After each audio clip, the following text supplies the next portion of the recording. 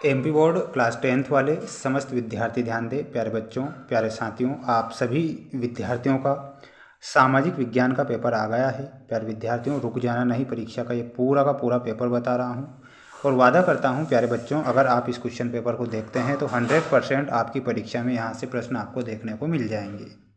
19 दिसंबर का पेपर है। प्यारे विद्यार्थियों, अगर मैं पेपर बता रहा हूँ तो छाप लीजिए, आपके पास दूसरा कोई मौका नहीं बचेगा। इसलिए आप इस क्वेश्चन पेपर को ध्यान से देखें और इन प्रश्नों को याद जरूर करें। देखिएगा प्यारे विद्यार्थियों, पहला प्रश्न आपकी परीक्षा में आपको देखने को मिलेगा और ध्यान से देख लीजिए, सही विकल्प को चुनकर लिखना रहेगा। पहला प्रश्न पूछा जाएगा, मृदा निर्माण में सबसे अधिक योगदान किसका होता है। मृदा का मतलब क्या होता है? मिट्टी। मिट्टी निर्माण में सबसे जो ज़्यादा योगदान होता है वो किसका होता है? पत्थर का होता है, यानी कि सेल आपको करेक्ट उत्तर के रूप में याद रखना है। सरदार सरोवर बांध बना है। प्यारे विद्यार्थियों, सरदार सरोवर बांध किस नदी पर बना है? तो यहाँ पर आपको करेक्ट उत्तर के रूप में बताना है, नर्मदा नदी पर सरदार सरोवर बांध बना है।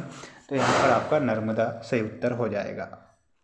अगला प्रश्न आपकी परीक्षा में पूछा जाएगा। प्यारे विद्यार्थियों, रट लीजिए पूरा का पूरा पेपर, ध्यान से रट लीजिए। मुंबई में पहली कपड़ा मिल कब स्थापित होती है? 1854 में। सिंहली को श्रीलंका में कब राजभाषा घोषित किया गया था? तो प्यारे विद्यार्थियों, इसमें आपको 1956 बता के आना है। चैनल पर नए हैं तो प्यारे विद्यार्थियों, चैनल को जरूर सब्सक्राइब करके रखिएगा। वादा करता हूं कि पेपर आपका यहाँ से बाहर नहीं जाएगा। राष्ट्रीय विकास का अर्थ क्या होता है?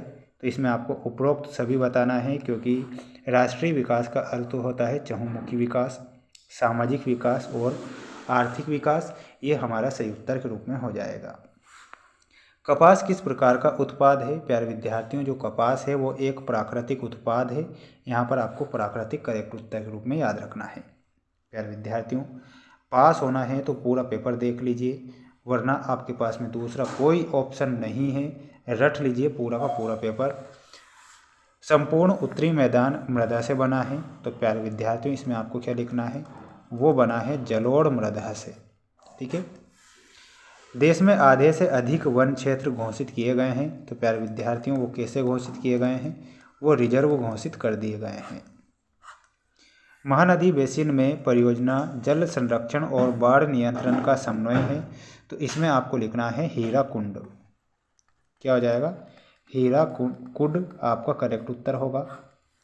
बेल्जियम की कुल आबादी का 59% हिस्सा इलाके में रहता है। तो वो कौन से इलाके में रहता है? वो रहता है उत्तरी इलाके में। पर आधारित सामाजिक विभाजन सिर्फ भारत में है। तो किस पर आधारित? जाति पर आधारित। भूमिगत जल संसाधन का उदाहरण है। तो जो भूमिगत जल है वो नवीकरणीय संसाधन का उदाहरण है, इसलिए आपको नवीकरणीय लिखना है। ठीक है। आप सभी छात्र इसका एक स्क्रीनशॉट ले लीजिए, अच्छे से इन प्रश्नों को याद कर लीजिए, क्योंकि ये प्रश्न प्यारे विद्यार्थियों आपकी परीक्षा में आपको देखने को मिल जाएंगे। बांधवगढ़ राष्ट्रीय उद्यान कहाँ पर है? तो बांधवगढ़ राष्ट्रीय उद्यान मध्य प्रदेश में है। चाई असम से मिलाना है। फ्रांस की क्रांति 1789। Roulette act 1919। बेल्जियम की भाषा डच एवं फ्रेंच और करेंसी में इसे देश की सरकार उसे प्राधिकृत करती है। तो यहाँ पर आपको सही उत्तर के रूप में मिला देना है। ठीक है। आप सभी बच्चे इसका एक स्क्रीनशॉट ले लेंगे और अच्छे से इन प्रश्नों को याद कर लेंगे। पास होना है तो प्यारे विद्यार्थियों जरूर पेपर को पूरा देख लीजिए। ठीक है।